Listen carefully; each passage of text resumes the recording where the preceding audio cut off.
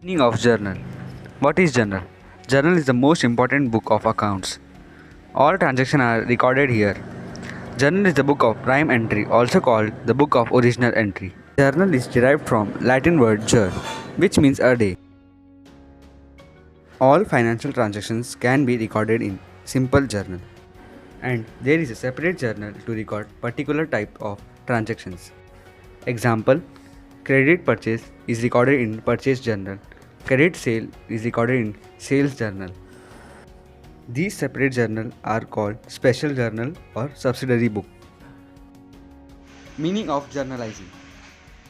To know more about journal and journalizing, a famous definition written by Roland, the basic book of accounting is called journal. Precisely, it is the book of prime entry, which means day book. Traders record his total daily transaction in it.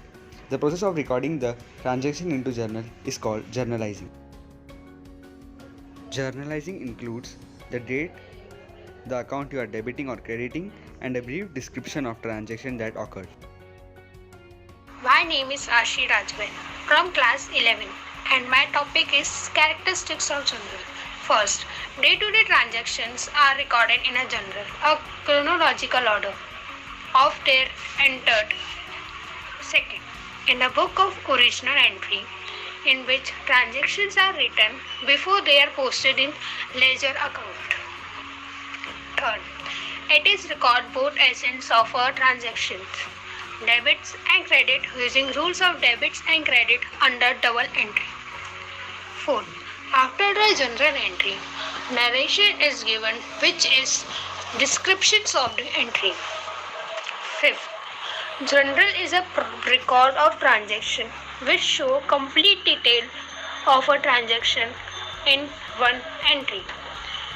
Sixth, journalizing is the process of recording a transaction in the journal and the form of which it is recorded is known as journal entry. Advantages of journal: provide accounting data in chronological order. Journal is a chronological record in the sense that it records the transactions in the sequence or order they are entered. Thus, it is a date-wise accounting record in chronological order. Possibility of error reduces. Possibility of errors is as the amounts to be debited and credited are written side by side and the two can be compared to verify whether they are equal or not. If the accounts are written up directly in the ledger account, there is a possibility of wrong amount being written, or the amount written on the debit side may be more or less than on the credit side. Explanation of the transactions. Each journal entry carries narration which gives a brief explanation of the transaction. Ledger posting of transactions. Journal is the basis for posting of transactions in ledger accounts. Debit and credit aspect of transactions are marked as debit and credit, making posting of transactions in ledger accounts easy. Since the amount recorded is both debit column and credit column must be equal, the possibility of committing an error is reduced and it becomes easy to detect errors. Locating errors. Locating errors becomes easy if the trial balance does not match. My name is Adit Gupta, class 11. So my topic is limitation of journal. First, it is unsituation for large volume of transaction. Second, it is not simple system of recording of transaction. Third, it is not a suitable substitute of ledger. Fourth, it is time consuming process. Fifth, it does not facilitate internal controller because it's business and because in general transactions are recorded in chronological order. So my next topic is format of journal. So how to format a journal? First, we make a column of date. Second, particular. Third, we have to write narration. Fourth, ledger folio. Fifth, debit side column, and sixth, credit column. So date, in this column the transaction date is written. Particular, according to dual accept of account, both debit and credit of accept transaction are recorded. Narration, a brief description of transaction is also recorded after the entry. Ledger folio. In this column, the number of ledger page is written to which debit and credit accept. Debit amount. In this column, the amount debited is written, and credit amount. In this column, the amount is credit is written. Let me take example. For example, first, Datta started business and introduced capital rupees 1 lakh. The transaction is recorded by passing the following journal entry. We make a format. In particular column, we have to write the transaction. So transaction will be bank account debit to capital account. Bank account debit to capital account. Narration will be being the amount invested in business. In debit column, we have to write the amount, and the amount will be 1 lakh, and credit column is amount will be 1 lakh. The next example, purchase furniture for office from Raj Furniture for rupees 10,000, paid by check or in cash. Again we make a column. In particular column, we have to write the transaction, and the transaction will be furniture account debit to bank or cash account. Narration will be in the furniture purchase by check. Be the furniture purchase. In debit column, we have to write the 10,000 amount, and credit column we have write 10,000 amount. My name is Aditya Talgate. My topic is format of journal. There are 5 columns in journal: date, particular, ledger folio, debit record, and credit record. First, date. Date of the transaction is entered in the first column. This date is entered only once unless and until there is change in the date of transaction. It should be entered in a proper sequence. Second, particular. Each business transaction has 2 accounts, debit and credit. In the first line of the particular column, name of the debit account is written along with the word DR. At the end, in the second line, start with the word to, and after some space from the margin, the name of the credit account is written. Third, narration. Explanation of the transaction is provided within the brackets after each journal entry is called narration. Fourth, ledger folio. All journal entries are posted later into the ledger account. The page number or folio number of the ledger is recorded in the LF column of the journal. Till then, the column remains blank. Fifth, debit. The amount of the account being debited is written in this column. Sixth, credit. The amount of the account being credited is written in this column. My name is Astha Gurjar and I am from class 11, and my topic is steps in journalizing. First, we have to do the procedure of analyzing the business transaction under the head of debit and credit and recording them in the journal is called journalizing. And then entry made in the journal is called a journal entry. The following steps are to be measured although journalizing entry for business transaction. In step 1, determine the 2 accounts which are concerned in the transaction, then evaluate the transaction and categorize the 2 accounts that are single entry and compound entry that are being affected by the transaction. Then in step 2, classify the above 2 accounts under personal, real or nominal. Then determine the character of the accounts involved as real, personal or nominal. Then in step 3, find out the regulation of debit and credit for the above 2 accounts. Then verify which imperative of debit and credit is appropriate for each of the accounts involved as per their character and type of account. Apply the rule of journalization to give debit or credit effects. In step 4, identify which account is to be debited and which account is to be credited. Then determine the account to be debited and the account to be credited. Journal entries can be single entry, that is 1 debit and 1 credit, or can be multiple entries. And in step 5, record the date of the transaction in the date column. The year and month are written once till the change. The sequence of the dates and months should be strictly maintained. In step 6, enter the name of the account to be debited in the particular column very close to the left hand side of the particular column, followed by the abbreviation debit in the same line. Against this, the account to be debited is written in the debit account column in the same line.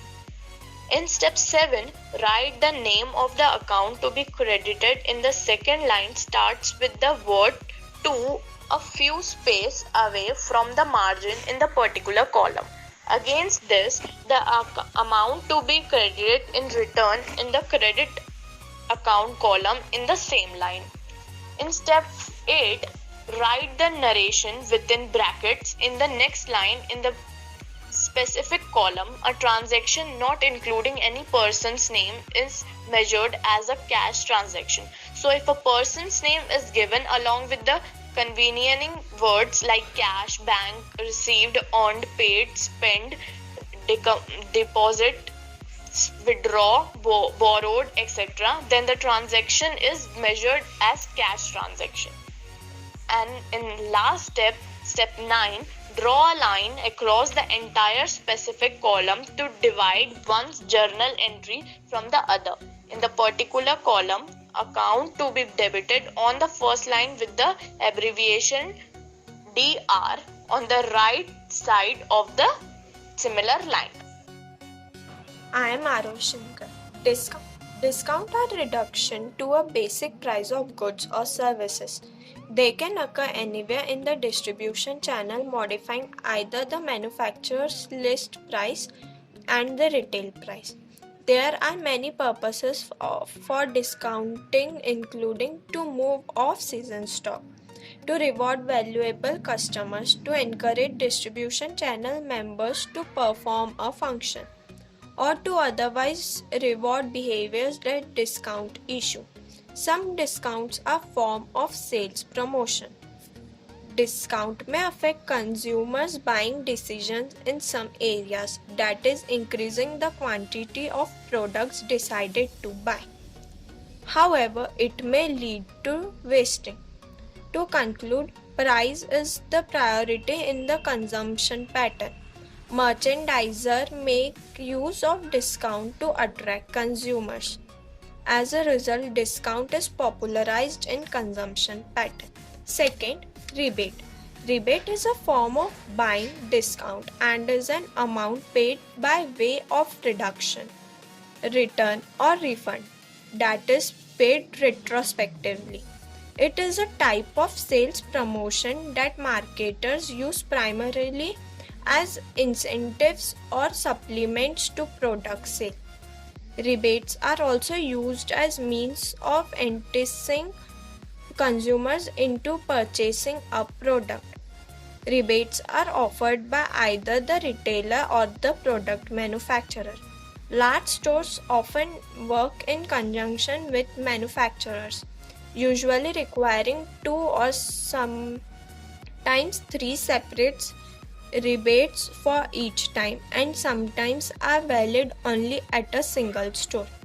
Rebate forms and special receipts are sometimes printed by the cash register at a time of purchase on a separate receipt or available online for download.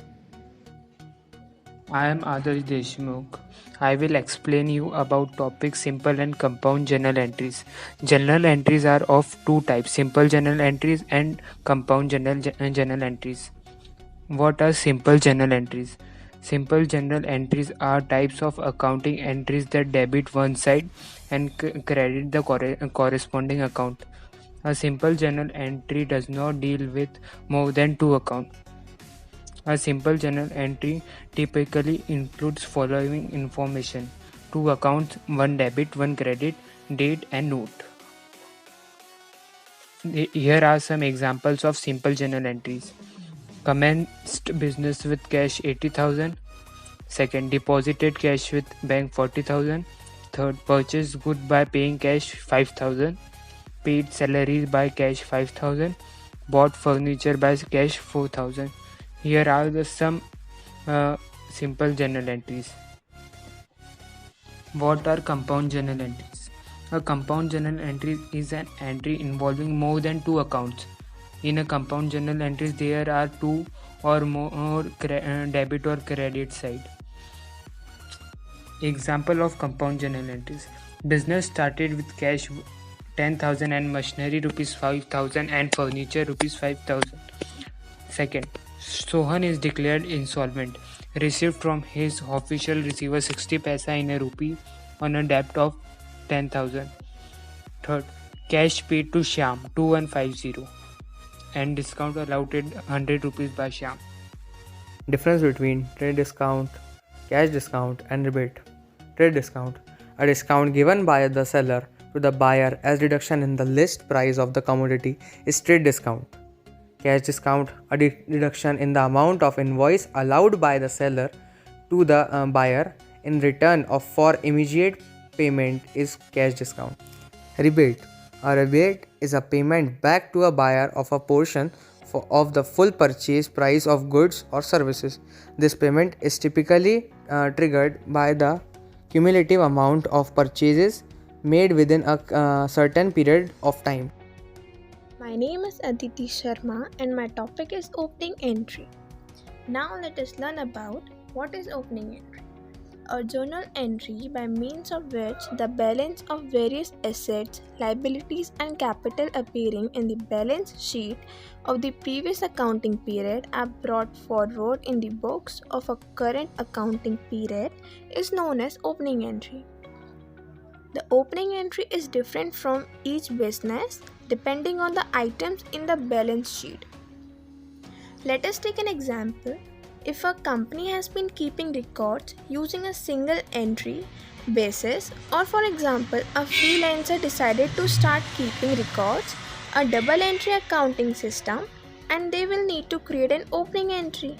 Thus, after reviewing their bookkeeping record, they might find the following balances for assets and liabilities. The accounting equation says that our assets should equal our liabilities plus owner's equity. Thus, if we look at the information for the business above, we will get the following equality. Rupees 22,350 is assets equals to rupees 12,500 liabilities plus X owner's equity. If we do some calculation, we can find out the owner's equity equals to rupees 9,850. Let's assume that owners used rupees 5,000 cash from her own money in addition to take a loan to start the small business. Rupees 9,850 is owner's equity equals to rupees 5,000 capital plus X retained earning. We can now find out the retained earning portion of owner's equity. Rupees 9,850 owner's equity equals to rupees 5,000 capital plus X retained earning. Now we have all the necessary informations we can record an opening entry in the journal. The opening balances will serve as beginning balance for each account. Transaction in the current accounting period will increase or decrease their balances depending on the time of transaction.